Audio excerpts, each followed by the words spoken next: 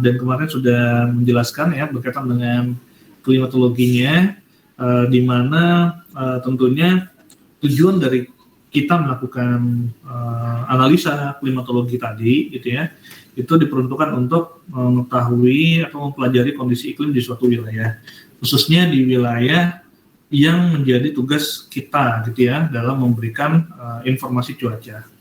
Statistik dari kondisi cuaca jangka panjang tentunya ini akan mempermudah kita mengetahui gambaran kondisi cuaca secara umum, gitu ya. Jadi ketika misalnya kita mengetahui rata-rata suhunya, rata-rata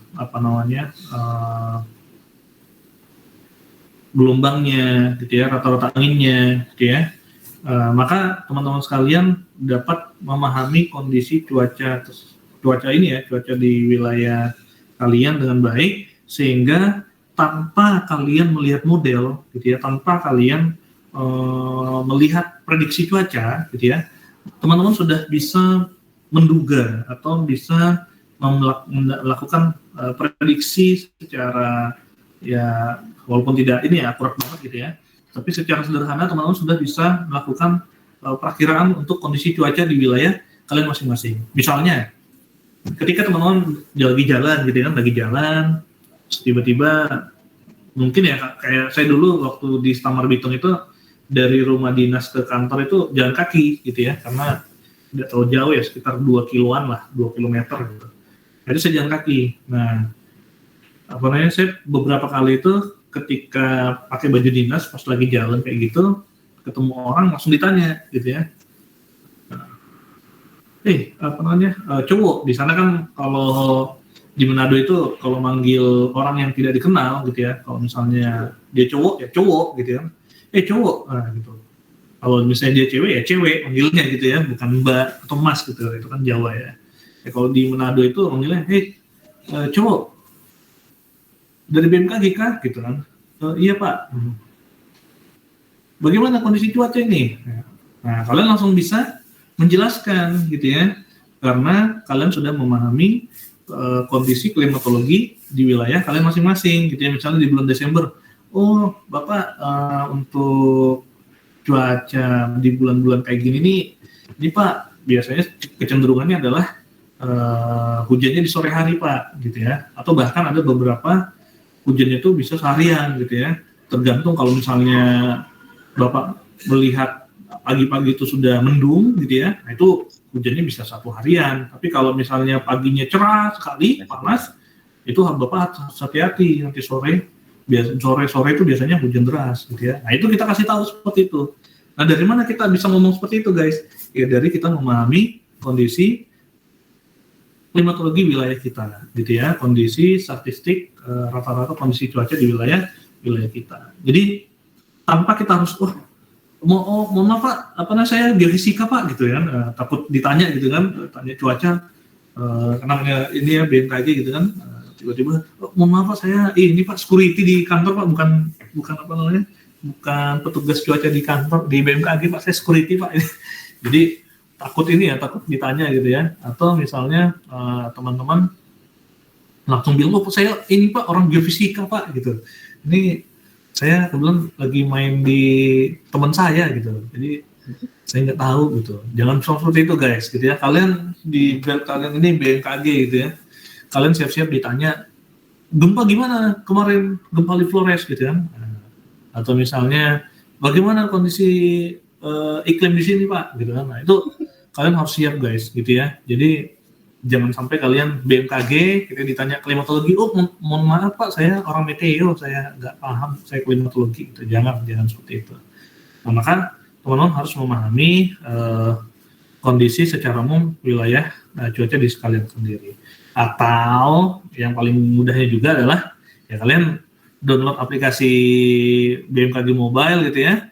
Terus sebelum berangkat ke kantor atau sebelum kemana-mana, gitu ya, kalian ngecek gitu cuacanya gimana, gitu ya, sehingga ketika teman-teman ditanya bagaimana cuaca sekarang pak, gitu kan, cuaca hari ini kayak gini ya, padahal tuh kalian habis baca ini ya perakiran cuaca di BMKG Mobile, gitu ya. Kurang lebih seperti itu. Nah, selanjutnya adalah dapat digunakan sebagai pedoman pengambil keputusan ya, misalnya kayak sekarang gitu ya, La Nina, El Nino dan lainnya gitu ya. Maka sebelum nanti event La Nina-nya kuat dan lainnya, atau misalnya sudah diketahui bahwa akan ada La Nina, maka dapat memberikan pengambilan keputusan untuk mengurangi dampak resiko yang ditimbulkan. Nah, kemudian tujuannya dalam pembuatan iklim maritim ya, berkaitan dengan wilayah pelayanan, gitu ya. Paling tidak pertama adalah mengetahui gambaran umum kondisi perairan di wilayah pelayanan masing-masing, gitu ya. Sehingga teman-teman tahu, gitu ya. Misalnya teman-teman lagi main di pelabuhan, gitu ya. Terus tiba-tiba ditanya nelayan, gitu, Pak, bagaimana kondisi cuaca di laut, Pak? Gitu. Oh iya Pak, tuh kalau di paling tidak teman-teman harus tahu wilayah pelayanan masing-masing, gitu ya. Kalian harus paham betul, gitu ya, nama wilayah pelayanannya. Oh iya Pak, itu kalau Bapak berlayar, Bapak mau kemana Pak? Gitu. Saya mau ke Sangihe, gitu ya. Oh, kalau lewat ke Sangihe itu nanti kurang lebih ada gelombang sedikit ya sedang lah Pak, sedang cenderung tinggi gitu di perairan Talaut Pak, gitu. Nah, kalian bisa sampaikan seperti itu, gitu ya. Nah, kalian ngomong seperti itu berdasarkan apa? Misalnya berdasarkan memang informasi cuaca yang kalian sudah baca, atau teman-teman sudah mengetahui pada bulan Desember itu, wah yang paling banyak apa namanya gelombang tinggi adalah wilayah-wilayah yang berbatasan langsung dengan Samudra Pasifik, misalnya di wilayah Bitung, gitu ya. Nah, jadi kurang lebih seperti itu teman-teman sekalian. Kemudian memudahkan dalam membuat informasi atau perakiran cuaca wilayah pelayanan. Jadi ketika nanti misalnya ke depan ada sertifikasi, gitu ya, sertifikasi forecaster atau pengamat meteorologi maritim, gitu ya. Seperti halnya sertifikasi pengamat meteorologi cuaca penerbangan, gitu ya, AMP, gitu ya. Nah, biasanya ketika kita mau disertifikasi itu pasti asesor akan nanya, gitu ya. Ini saya mendapat pengalaman dari istri saya waktu itu, ditanya bagaimana kalau misalnya kalian ini komputer mati semua, gitu ya, komputer mati, gitu ya, komputer mati atau internet mati lah, jangan komputer deh. Tiba-tiba jaringan putus, internet mati, kalian tidak bisa internetan, gitu ya. Bagaimana kalian bisa membuat prediksi cuaca? Apakah masih bisa membuat prediksi cuaca atau tidak, gitu ya? Apalagi sekarang kan kita sangat-sangat tergantung sama namanya internet dan model, gitu ya. Maka ketika kita tidak bisa lihat model, kita bingung mau memprediksikan cuaca seperti apa, gitu ya. Nah, maka ketika ditanya misalnya modelnya, kita tidak bisa akses model, gitu. Bagaimana? Apa yang langkah-langkah yang kalian akan lakukan dalam memprediksi cuaca? Izin Pak, saya ini Pak lihat di HP Pak, gitu. Iya maksudnya modelnya juga di HP tidak bisa, gitu. Iya Pak, nanti saya WA teman saya Pak, gitu. Semua temennya juga nggak tahu, gitu. Bandel banget, gitu ya. Nah, ya nggak bisa Pak, gitu kan. Nah itu udah langsung coret, gitu ya, gagal jadi forecaster, gitu ya. Nah, tentunya kan teman-teman ini ya sudah belajar di sini, gitu ya, bahwa membuat perakiran itu bisa juga bisa juga menggunakan statistik, gitu ya, statistik kondisi sebelum-sebelumnya, gitu ya, atau pola dari kondisi cuaca sebelumnya atau gambaran umum klimatologi di wilayah kita, gitu ya. Pada bulan Desember secara umum di wilayah klimatologi kita seperti apa. Makanya ketika nanti teman-teman kalian di stasiun tidak ada peta-peta klimatologi dan lainnya, maka buatlah, gitu ya, karena itu penting sekali, gitu ya. Teman-teman buat dan tempel di tembok stasiun kalian, gitu ya. Untuk apa? Ya untuk ya itu tadi menjaga-jaga, gitu kan. Misalnya kalau misalnya itu tidak ada, gitu ya, kalian tidak punya data klimatologi, terus tiba-tiba kalian ngomongnya, iya kan bisa lihat klimatologinya Pak. Ya, terus lihat klimatologinya di mana? Klik, gitu ya. Nah, kalau misalnya ada gambarnya ditempel kan, itu Pak. Nah, saya bisa tahu Pak kecenderungan secara umum di wilayah saya ini kondisi cuacanya seperti apa ya, dilihat dari sini Pak. Gitu. Oh, hujannya secara umum klimatologi itu di bulan Desember itu wilayah yang memiliki curah hujan yang tinggi itu di wilayah perairan sini Pak. Gitu. Maka ketika saya membuat perkiraan di bulan Desember ya, kecenderungan untuk prediksi cuaca, kondisi cuaca di wilayah perairan saya ya kurang lebih saya berpatokan pada klimatologi ini ataupun berpatokan terhadap pengamatan atau berkaitan dengan gambaran satelit yang satelit kan nggak boleh, nggak ada ya model internet ini ya, atau prediksi cuaca sebelumnya gitu ya. Jadi atau misalnya pengamatan sebelumnya gitu ya. Jadi kurang lebih seperti itu. Jadi kita bisa melihat data-data sebelum maupun data-data klimatologi yang ada. Kemudian dapat dijadikan sebagai acuan dalam memetakan wilayah-wilayah yang berpotensi berbahaya untuk dilalui, gitu ya. Nah, jadi ketika misalnya kita sudah memahami bahwa di perairan ini curah hujan tinggi, gelombang tinggi, gitu ya, pada bulan Desember, maka paling tidak kita sudah memberikan informasi kepada masyarakat, pada stakeholder bahwa pada bulan ini kecenderungan di wilayah ini itu seperti ini kondisi cuacanya, sehingga perlu diwaspadai ketika melalui wilayah-wilayah tersebut pada bulan-bulan tersebut, gitu ya, pada bulan-bulan tersebut. Mengetahui dampak dari fenomena-fenomena cuaca regional dan global yang dapat mempengaruhi wilayah pelayanan. Nah, ini tentunya ketika kita mencoba untuk membuat analisa kondisi cuaca pada saat fenomena-fenomena tertentu, gitu ya, sehingga kita bisa mengetahui bagaimana dampak dan pengaruhnya ke wilayah pelayanan yang kita miliki. Nah, aplikasinya apa, gitu ya? Pertama, membantu membuat perakiraan harian tentunya, kemudian riset terkait perubahan iklim di wilayah pelayanan, jadi kita bisa tahu bahwa terjadi pergeseran nih, yang tadinya gelombang tinggi itu di wilayah talaut pada 10 tahun belakangan ini itu berubah, gitu ya, dia bergeser ke wilayah mana, misalnya ke wilayah Laut Sulawesi bagian barat misalnya, atau bagian tengah atau bagian timur, gitu ya. Nah, itu kenapa bisa terjadi perubahan itu, gitu ya? Karena ada perubahan pola angin, gitu ya, dan seterusnya. Maka kita bisa melakukan riset terkait hal itu.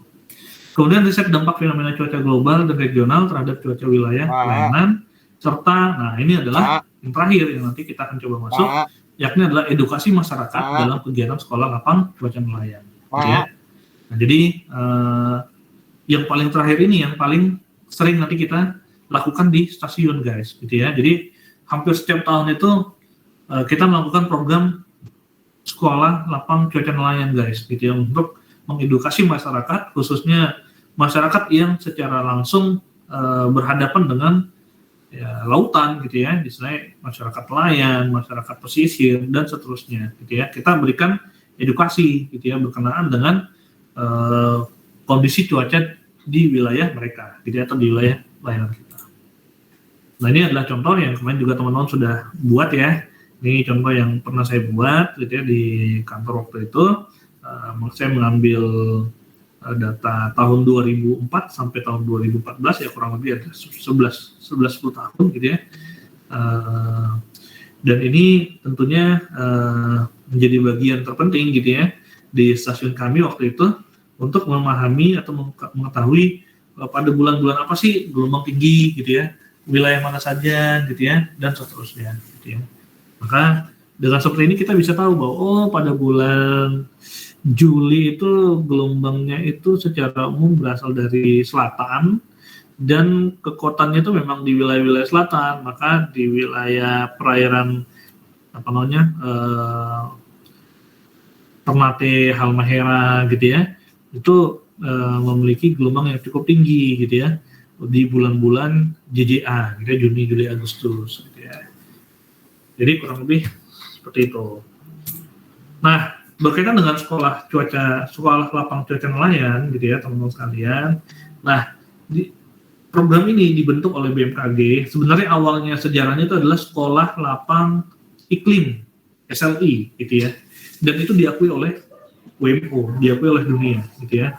Itu menjadi salah satu salah satu produk BMKG yang mendapat apresiasi yang sangat tinggi, gitu ya. Oleh karenanya, mulai dari SLI, kemudian ada sekolah lapang nelayan, gitu ya. Sekarang ada sekolah lapang geofisika, ada sekolah lapang penerbangan, gitu ya, banyak ya. Di mana dengan adanya sekolah lapang ini, kita bisa mengedukasi masyarakat secara langsung, gitu ya. Jadi yang dulunya mungkin kita bingung gitu bagaimana kita menyampaikan ke masyarakat gitu ya. Nah, dengan adanya program ini maka kita bisa secara langsung bertemu dengan masyarakat dan kita melakukan edukasi di sana. Dan insya Allah gitu ya, saya sudah memprogramkan gitu ya di tahun 2023 itu Prodi Meteorologi juga ikut aktif dalam kegiatan sekolah lapang ini gitu ya, baik sekolah lapang nelayan maupun sekolah lapang penerbangan gitu ya, di mana harapannya nanti taruna dan juga dosen itu bisa aktif ikut dan memahami gitu ya bagaimana mengedukasi masyarakat ya dalam hal pengabdian kepada masyarakat gitu ya. Dan harapannya juga taruna-taruni yang diajak nanti atau yang diikutkan itu ketika nanti di stasiun itu sudah bisa secara langsung memberikan edukasi kepada masyarakat. Ya sama lah kayak kalian ini ya, KKN kemarin gitu ya, mengedukasi masyarakat dan seterusnya, ya kurang lebih seperti itu.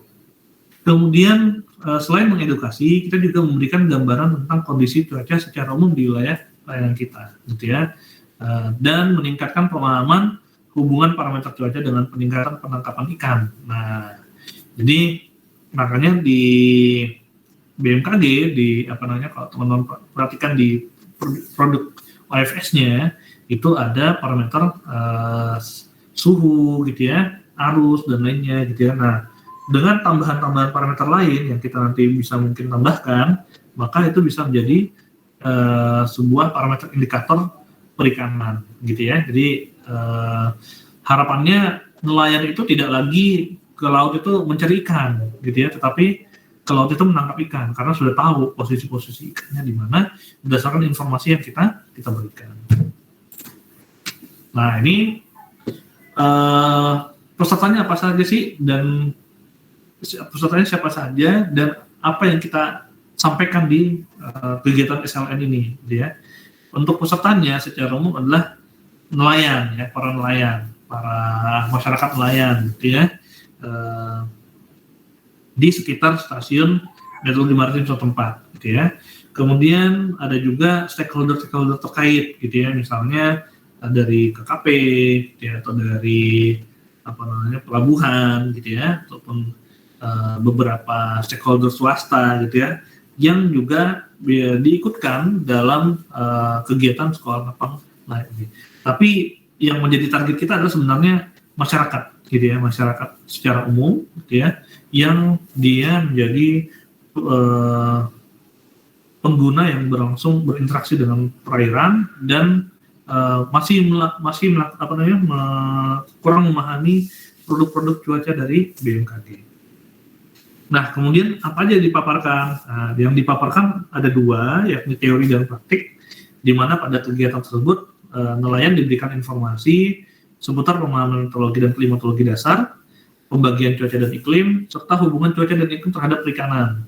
Nah, selanjutnya kita juga jelaskan peralatan-peralatan meteorologi yang digunakan dalam pengalaman cuaca. Jadi ya istilahnya kayak ya kita mengajarkan masyarakat umum gitu ya, mengajarkan anak-anak sekolah, anak SD, anak SMP, SMA gitu ya, bahkan kuliah gitu ya, dalam menjelaskan terkait dengan tugas kita sebagai meteorologis gitu ya, sebagai pegawai BMKG di bidang meteorologi, bagaimana melakukan pengamatan, bagaimana melakukan perakiraan dan seterusnya, sehingga mereka paham bahwa ini dapatnya dari sini, ini dasarnya seperti ini dan seterusnya. Nah, ini adalah contoh kegiatan sekolah lapang nelayan gitu ya. Jadi di mana teman-teman sekalian nanti biasanya pelaksanaannya itu di aula atau di hotel gitu ya, kalau lagi banyak duit ya di hotel gitu ya. Kemudian mereka diajak ke dalam hotel gitu ya, dan di situ dilakukan pelaksanaan kegiatan-kegiatan teori maupun praktek gitu ya. Selanjutnya juga nanti akan ada kunjungan ke stasiun gitu ya, di mana di sini kita menjelaskan kepada para nelayan bagaimana tupoksi dan juga cara kerja kita dalam menghasilkan produk-produk yang mereka akan nikmati gitu ya. Nah, ini berkaitan dengan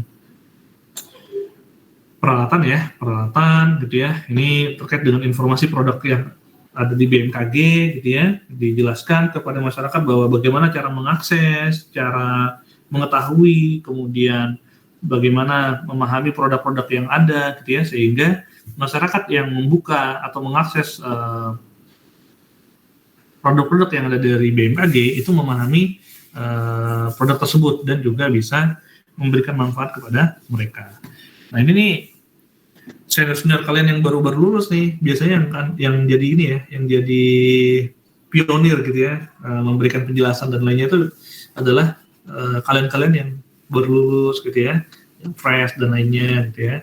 Untuk senior-senior yang lain, ya biasanya yang membuat presentasinya dan seterusnya gitu ya. Nah, jadi ini masih ingat banget dulu ya, zaman saya dulu belum ada gitu ya. Zaman saya waktu jadi forecaster itu belum ada SLKN gitu ya, baru ada SLI doang gitu ya. Dan ya alhamdulillah saya sempat beberapa kali juga ngelihat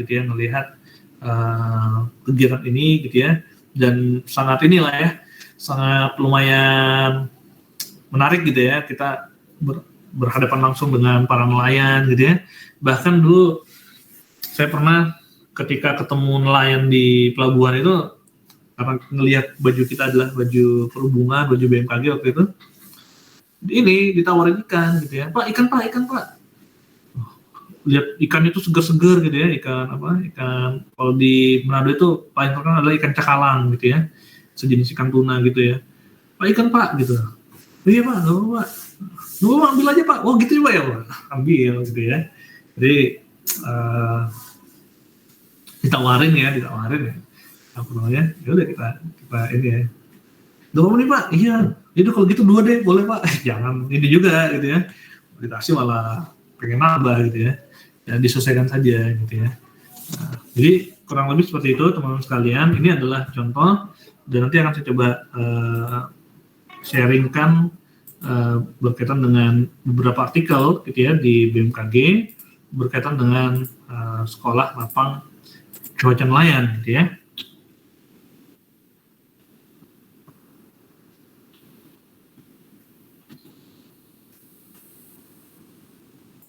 Ini hampir semua provinsi guys gitu ya, jadi setiap tahun itu memang dianggarkan hampir setiap stasiun nuklir maritim baik mandatori maupun juga yang utama gitu ya, apalagi yang utama ya, itu melakukan sekolah lapang cuaca nelayan gitu ya. Nah ini contohnya.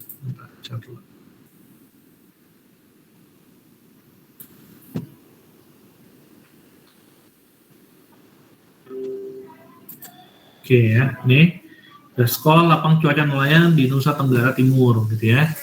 Nah ini kalau teman-teman perhatikan gitu ya, ini ada contoh ininya ya, ini pejabat-pejabat semua nih. Nah ini ada dari stakeholder, ada dari BNPB gitu ya, kemudian ada dari kalau teman-teman perhatikan di sini, ini nelayan semua ya, nelayan. Ini biasanya juga dari pemerintah daerah ya.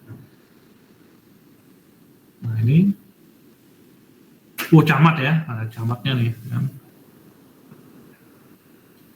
Ini dari bupatinya kayaknya kalau misalnya lihat mukanya sih mirip ya. Jadi biasanya nanti ada dari teman-teman dari pusat ya, pejabat dari pusat membuka dan seterusnya nanti dilimpahkan ke kita gitu ya. Nah, jadi ini gitu ya. Kadang-kadang nelayan hilang hingga berbulan-bulan karena tidak tahu informasi cuaca dari BMKG. Nah, jadi ya harapannya sih pertama adalah kita kita memberikan informasi ini tentunya untuk menjamin keselamatan ya, untuk para nelayan kita gitu ya. Karena mereka tidak tahu kondisi cuaca, mereka tetap melaut, bahaya sekali gitu ya. Pokoknya di bulan-bulan Desember, Januari, Februari itu ada aja SAR tiba-tiba nelfon, Pak minta informasi cuaca gitu. Aduh, kalau udah SAR nelfon, ya Pak silakan Pak, tapi jangan lemas juga gitu ya, silakan lagi gitu ya, jangan gitu ya. Siap Pak, silakan koordinatnya Pak. siap di titik ini, jam segini. Nah, siap Pak, segera. Nah, kita nanti bikin, terus nanti kita email ke SAR gitu ya. Nah ini yang di Nusa Tenggara Timur. Ini di Jawa Tengah. Nah ini, wah ini merah ya, memang merah membara ya kalau di Jawa Tengah ya. Kalau di ini merah juga sama ya, memang berarti ininya merah ya, konsepnya merah ya. BMKG merah merana sekarang ya. Nah, oke, jadi teman-teman sekalian, nah di sini ini contohnya gitu ya, contoh dari kegiatan sekolah lapang cuaca nelayan ya. Ini yang terbaru ya tahun 2021 ya. Cuman saya nggak ada foto-fotonya gitu ya. Nah, ini sampai ada orang DPR dan lainnya gitu ya. Memang sangat penting sekali guys ya, sangat penting sekali ya. Karena apa? Karena memang dengan adanya ini edukasi seperti ini dan itu terus berlanjut gitu ya. Maksudnya tidak hanya tahun ini doang, terus tahun depan nggak ada gitu ya. Jadi kita selalu memfollow up gitu ya, memfollow up kegiatan-kegiatan nelayan gitu ya, pengetahuan mereka gitu ya. Dan tentunya ya bisa jadi kita juga merubah gitu ya. Misalnya tahun ini masyarakat nelayan ini, tahun depan masyarakat nelayan mana, karena banyak sekali ya masyarakat nelayan yang perlu kita edukasi sehingga harapannya mereka-mereka ini itu mampu gitu ya, mampu mengetahui gambaran atau produk-produk yang dikeluarkan oleh BMKG. Karena apa? Karena ya mohon maaf gitu ya, dari beberapa kali saya ini ya ke wilayah pesisir gitu ya, bertemu dengan nelayan, ngobrol dan segala macamnya. Ya memang mereka rata-rata ya hanya lulusan SD gitu ya, bahkan ada yang nggak sekolah gitu ya, sehingga pemahaman berkaitan dengan hal ini itu perlu kita jelaskan dengan baik gitu ya. Dan tentunya juga dalam penyampaiannya kan kalian kan nanti akan belajar tuh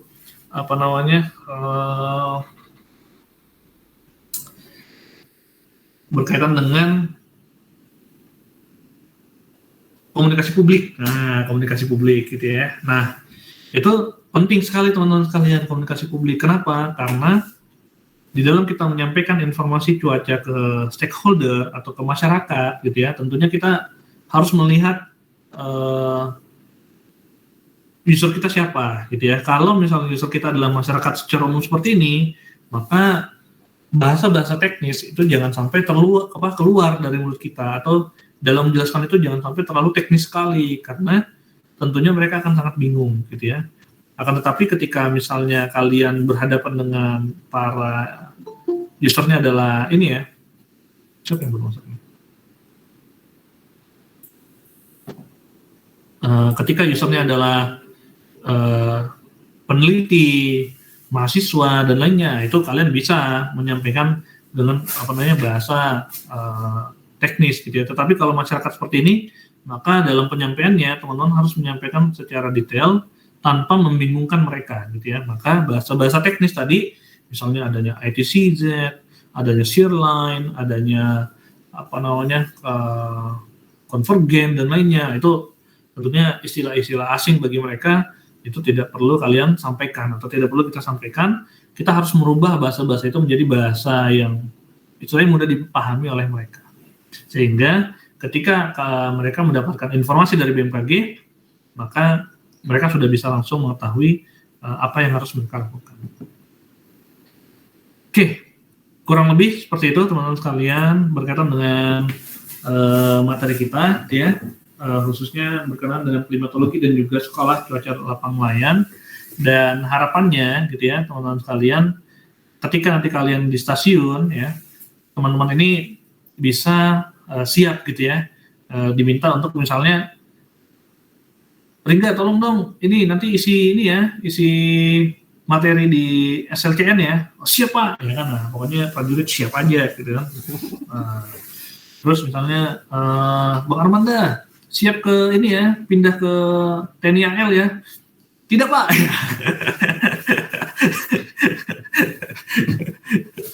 Aduh, ya juga gitu ya. Jadi kurang lebih seperti itu teman-teman sekalian. Sampai di sini ada yang mau disampaikan nggak? Atau ada yang mau ditanyakan?